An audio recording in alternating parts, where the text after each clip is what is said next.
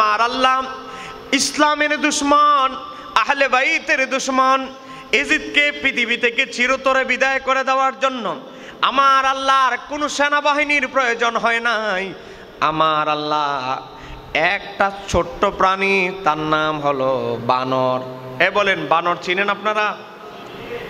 বানর আল্লাহর সৃষ্টির ভিতরে একটা সৃষ্টি হচ্ছে বানর।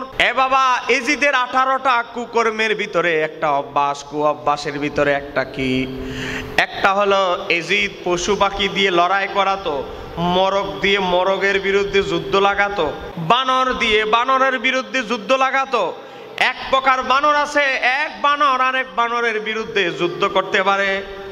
ও বাবা, চড়া দাম দিয়ে এজিদ হলো বানর, এজিদ নিজেই হলো বানর, কিনে আনছে বাজার থেকে বানর।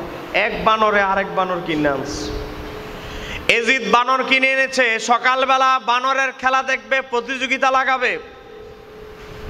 ও বাবা, আমার আল্লাহ রাত্রে বেলা একটা বানরকে হুকুম দিয়ে দিলেন, ডিউটি দিলেন আমার আল্লাহ। ও আমার সৃষ্টি বানর, আমি আল্লাহ তোমাকে হুকুম দিচ্ছি, আগামীকাল তোমাকে যখন খাঁচা থেকে ছেড়ে দিবে, ও বানর, তুই তোর প্রতিপক্ষ বানরকে আক্রমণ না করে এজিদ কুলাঙ্গার এজিদকে আক্রমণ করবি। এজিদের ঘাড়ের ভিতরে এমন ভাবে কামড় দিবি, তোর 20 দাঁতটা লাগতে দেরি, এজিদ যেন মরে, জাহান্নামে যাইতে দেরি না হয়। একটু জোরে বলা যাবে কি সুবহানাল্লাহ?